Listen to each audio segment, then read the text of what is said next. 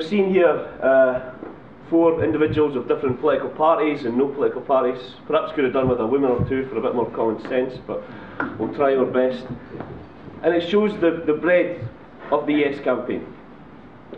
We don't agree on everything. Stuart mentioned the corporation tax. We disagree in that regard.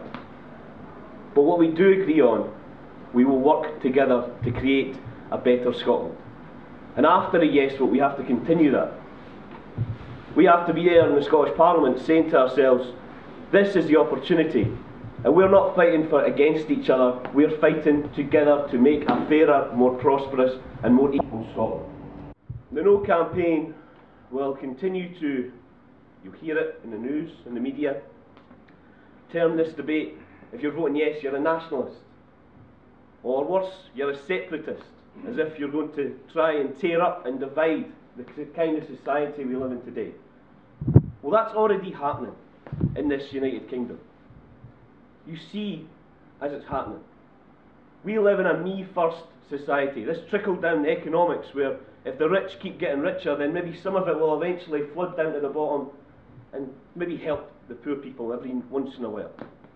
Well, it certainly works halfway, because if you saw 6 weeks ago, the Sunday Times produced the rich list, and there's now 100 billionaires living in the United Kingdom.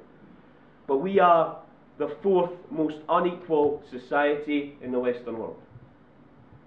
You'll hear a lot of figures and statistics in this debate, but the one that sticks out for me is that 1 million people in Scotland have had to use a food bank this year.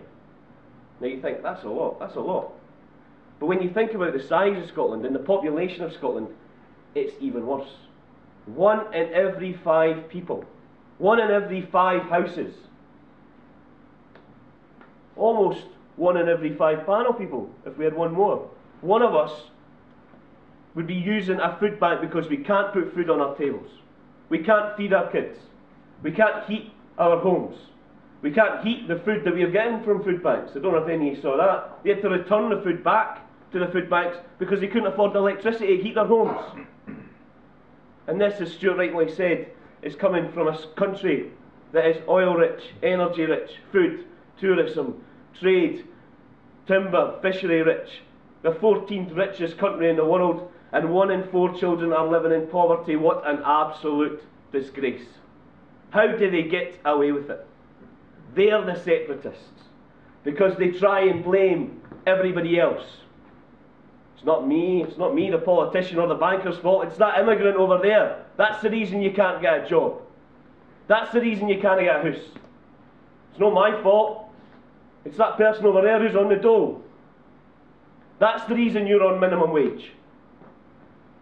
Never mind the reality that social security in Scotland and the UK is the lowest in Europe. People are actually believing this. People believe and say, I met a woman in Lochee a couple of weeks ago who said, see that guy there, and I'm using her words, that junkie next door to me, he's got more money in his pocket at the end of the week than I do, and I work 40 hours a week. Like I said, Scotland and the UK has the lowest social security. That says a lot more about the minimum wage, 0-hour contract society we live in this United Kingdom. We have an opportunity to radically change that. An opportunity to create a fairer, more equal society. I'm not voting yes for Alex Salmond or the SNP or because I'm a nationalist. I'm voting yes for my future, for my children's future, for everyone in Scotland's future. A chance, an opportunity even, to get a real Labour Party back. Do you remember when a Labour Party used to be one that would stand up for the workers, stand up for the working class, the sick, the poor and the old? Look at that Westminster Labour Party we've got right now. Because my comrades, and some of them, I'm sure, will be disgusted that I used that word comrade. My comrades say, oh, you don't need to vote no, you don't need to vote yes, just vote for Labour in 2015. What kind of Labour Party? And I'm speaking as a Labour member, so this is hard for me to say. Well, what kind of Labour government are you going to get in 2015? You'll have a Minister of the Department of Work and Pensions who said she'll cut harder and faster than the Tories on social security. You'll have a Defence Minister who's pledged to maintain Trident and renew Trident. You'll have a Prime Minister who said it makes no sense for the Labour Party not to be the party of the middle class. And most worryingly of all, you will have a Chancellor who is committed to maintaining the Tory austerity measures, of which we've only seen about 20 pence in every pound so far. That's the reality of voting no. If you think you're voting no for the status quo, you're wrong. There's another £25 billion of cuts coming after that general election. And because of the privatisation in Westminster of the health service and the education service, that has a direct effect. It's on their website. Look it up, the Social and Healthcare Act of 2012. It states that this will have a direct implication to the block grant that we receive in Holyrood. Most of them are saying to the tune of £4 billion. So after you vote no, we're £6.5 billion in the hole, and we can't afford, we can't raise money. We have to just cut. What's going to be cut? Free bus fares, prescription charges reintroduced, tuition fees for when you go to uni. That's the reality of a no vote. A yes vote, we can radically change it, create a fairer, more equal society. We can get a real Labour Party back that I'm going to vote for in 2016. One that will bring back energy back into public hands. They'll bring back the railways back into public hands. One that will invest in our education services. One that will invest in our healthcare services. They'll use our finite resources like oil to create new social housing. 157,000 people in Scotland waiting on council houses, while private rents just keep going up and up.